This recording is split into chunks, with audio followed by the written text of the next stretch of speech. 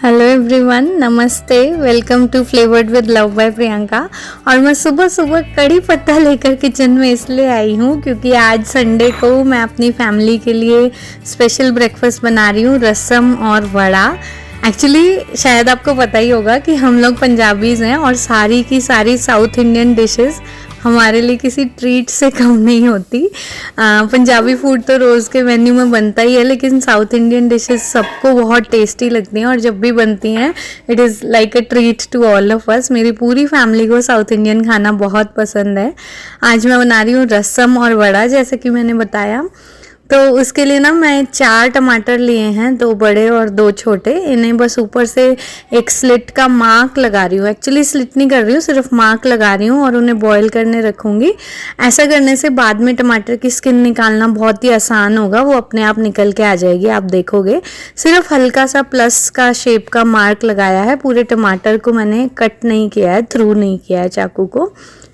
इन 4 टमाटर को मैं 1 से 1.5 इंच इमली के टुकड़े के साथ और बहुत सारे पानी के साथ बॉईल होने रख रही हूँ। ये इमली डीसीडेड है ऑलरेडी, तो बाद में सीड्स निकालने की चिंता नहीं रहेगी। और इसको ढककर मैं बहुत देर के लिए बॉईल होने रख दूँगी, जब तक टमाटर एकदम सॉफ्ट ना हो जाए।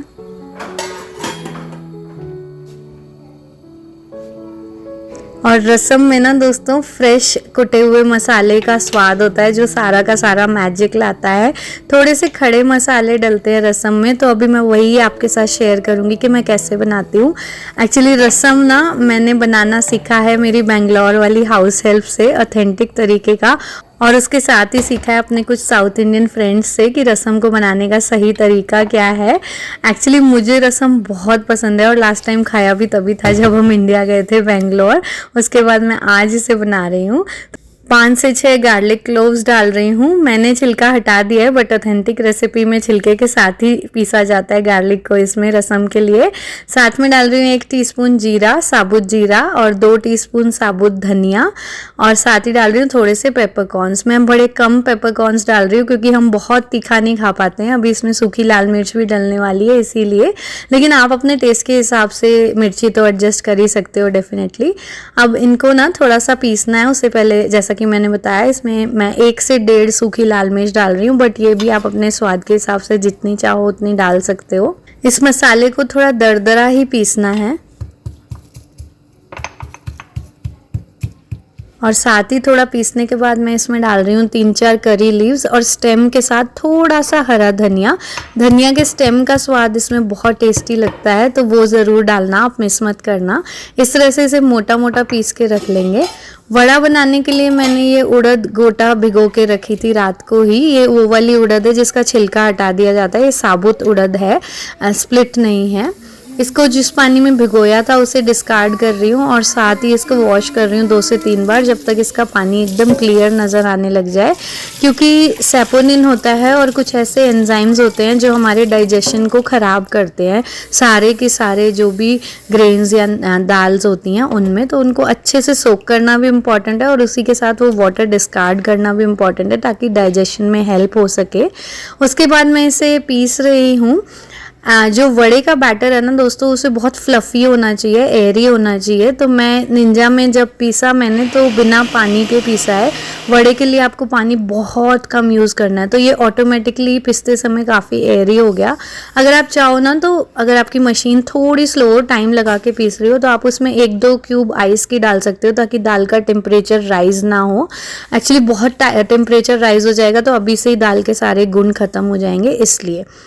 अदरवाइज़ दाल को फ्लफ़ी जो है रखना है, उसके लिए आप यहाँ पर इसमें विस्क की हेल्प से भी विस्क कर सकते हो। इसमें ताज़ा कुटी हुई थोड़ी काली मिर्च और नमक डाला है मैंने। उसके बाद इसे अच्छे से मिक्स कर देंगे और वड़े का बैटर बिल्कुल रेडी है। आप देख ही सकते हो कितना एयरी ये लग रहा है। आप चाहो तो विस्क से इसको विस्क करके और एयरी भी बना सकते हो। साथ ही हमारे टमाटर अच्छे से उबल चुके हैं। अब इनकी स्किन को मैं बस ऐसे चिमटे से जैसे फटाफट इजीली निकल के मेरे साथ चिमटे में आ जा रही है। तो ये फ़ायदा था वो प्लस मार्क लगा के इनको बॉयल होने रखने का। वैसे जो ऑथेंटिक रसम की रेसिपी होती है ना, उसमें स्किन हटाई नहीं जाती है, लेकिन टमाटर की स्किन मुझे बॉयल होने के बाद खाने में अच्छी नहीं लगती, इसलिए मैं हटा रही हूँ। और अब बस इसे मैश कर देंगे अच्छे से, इमली के पल्प को भी और टमाटोज़ को भी अच्छे से मैश कर देंगे।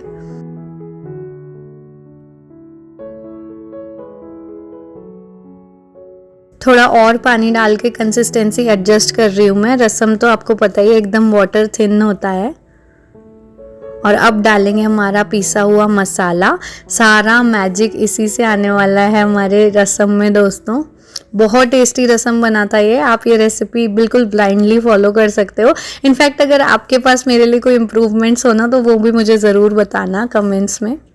साथ ही मैंने वड़ों के लिए भी ऑयल गर्म होने रख दिया है और रसम के तड़के के लिए तैयारी कर रही हूँ यहाँ पर। तो मैंने यहाँ 1 चम्मच ऑयल में 1 चम्मच राई को तड़काया है, साथ में थोड़ा करी लीव्स और 1 सूखी लाल मिर्च अगैन, और इसको अच्छे से तड़का के हम डाल देंगे अपने रसम में।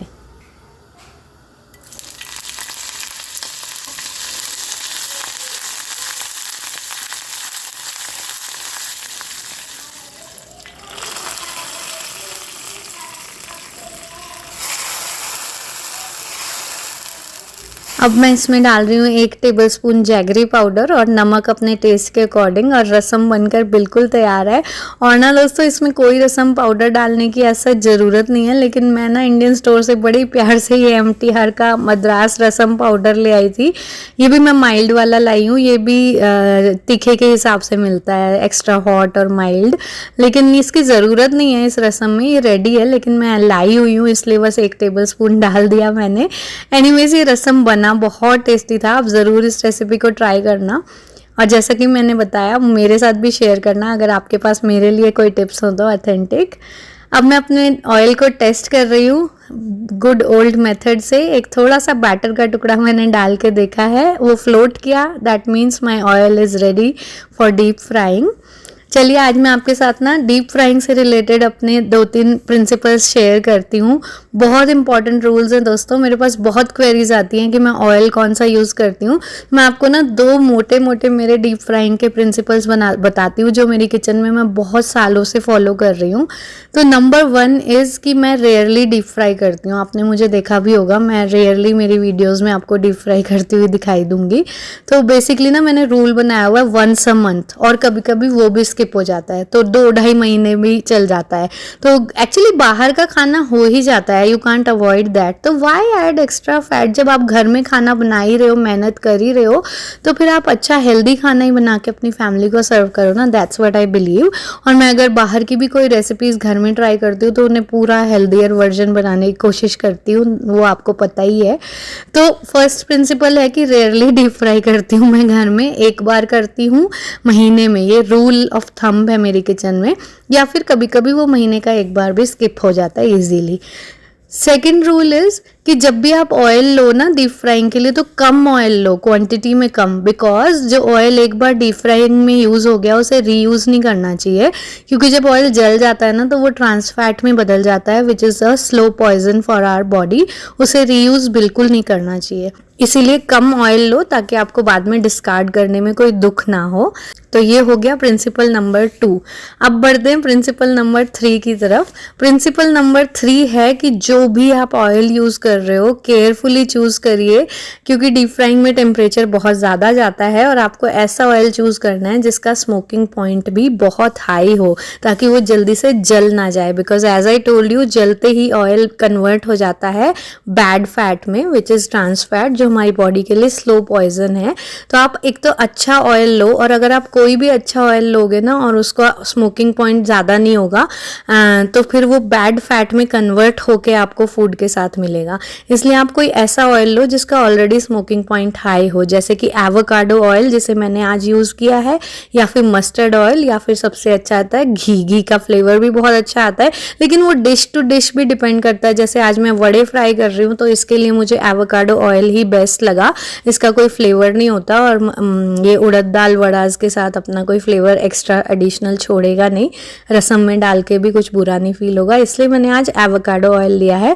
एवोकाडो ऑयल का, घी का, मस्टर्ड ऑयल का, सबका smoking point is more than 400 degree Fahrenheit. तो वो आप आंख बंद करके डीप फ्राइंग में यूज़ कर सकते हो, but still remember never to reuse that oil. चलिए, ये थी डीप फ्राइंग को लेकर मेरे कुछ प्रिंसिपल्स। अब मैं आपको एक फ़न बात बताती हूँ। रसम इतना चटपटा और टेस्टी बना था कि मेरे फादर इन लॉ हैं, डैडी जी, उन्होंने मुझे बोला कि ये तो गोलगप्पों के साथ बहुत अच्छा लगेगा, थोड़े से गोलगप्पे भी फ्राई कर लो। तो मेरे घर में कुछ रेडी टू फ्राई पूरीज रखी थी, मैंने फटाफट से उन्हें डीप फ्राई किया और उसके बाद जो मज़ा आया मेरी पंजाबी फैमिली को, वो बहुत मज़ेदार था। एक्चुअली हम सब ने रसम को ये फ्यूजन रेसिपी बनाकर गोलगप्पों में डाल डाल के खाया। और डैडी जी ने तो ये आम की लौंजी और फिर हरी चटनी, वो भी अम्बी वाली बनी हुई थी, उसको भी गोलगप्पों में फिल कर करके फिर रसम डाल के खाया। हम सबको बहुत मज़ा आया इस तरीके से खाने में।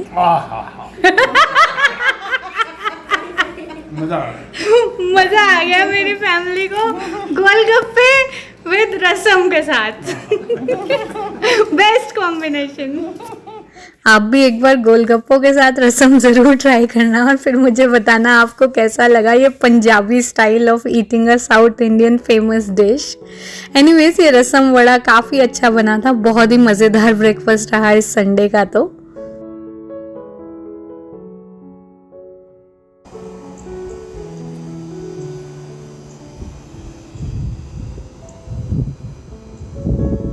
और अभी है आफ्टरनून टाइम। मैं थोड़ी देर के लिए बाहर आई हूँ अपने फूलों को निहारने।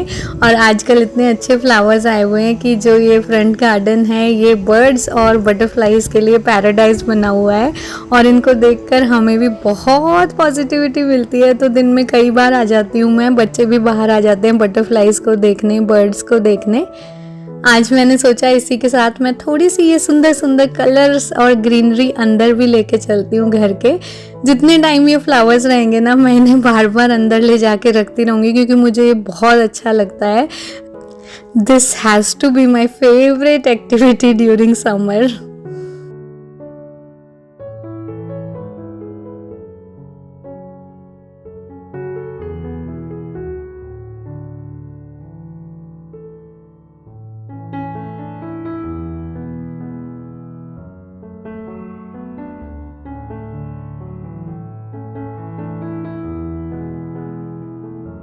ये जो बड़ा सा ग्लास वास है ये मैं आइकिया से लेके आई थी। ये काफ़ी अच्छा है, शायद $2 का मुझे मिला था और इसका शेप और डिज़ाइन बहुत ही अच्छा सा लगता है। आई थिंक ये आइकिया का वास ज़्यादातर सब लोगों के पास होता है और बहुत सुंदर भी लगता है।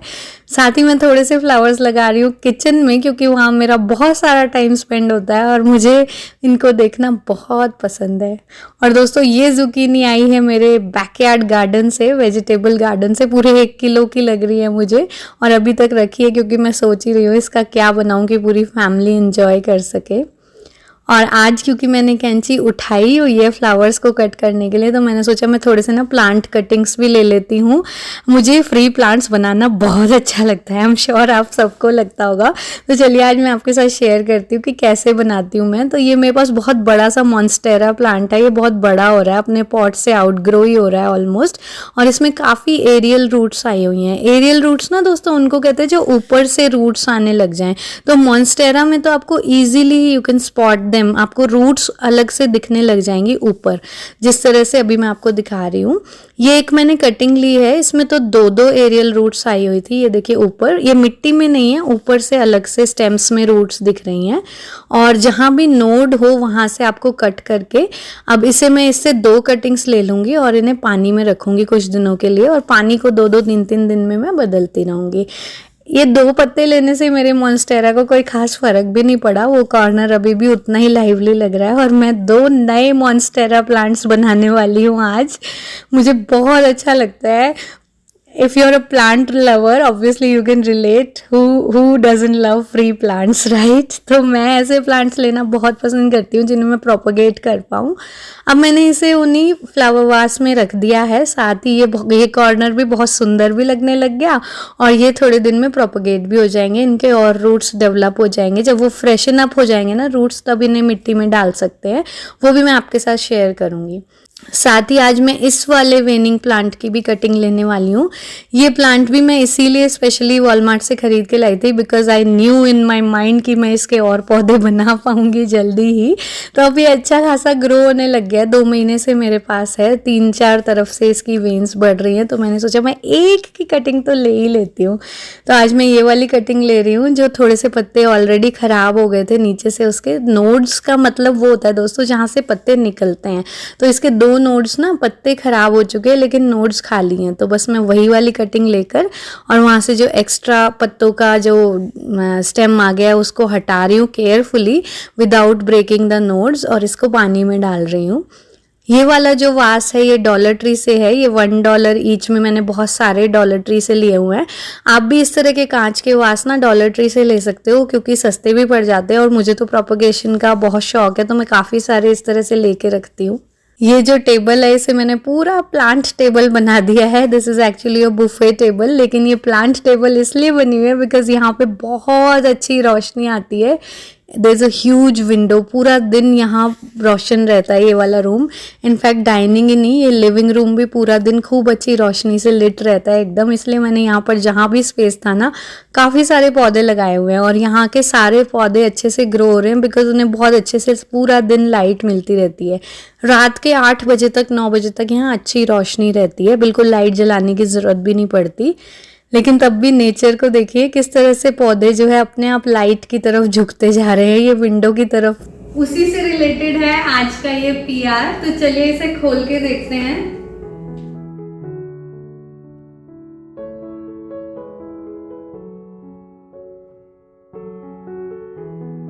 So it is a huge grow light sent to me by the brand Barina. They deal in all kinds of plant products like grow lights and plant racks etc. I will share their Amazon link with you in the description. चलिए इसे खोल के देखते हैं।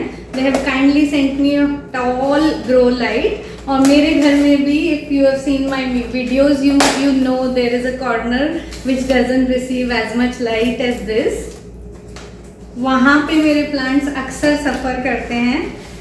दोस्तों this 42 watts LED light by the brand Barina is special because of its design, because it is a side illumination design which stands tall so that आप अपने बड़े बड़े plants को easily grow कर सकते हो, उनको support कर सकते हो in their growth। इसका जो side illumination है it is providing a very wide spectrum of light to all your plants।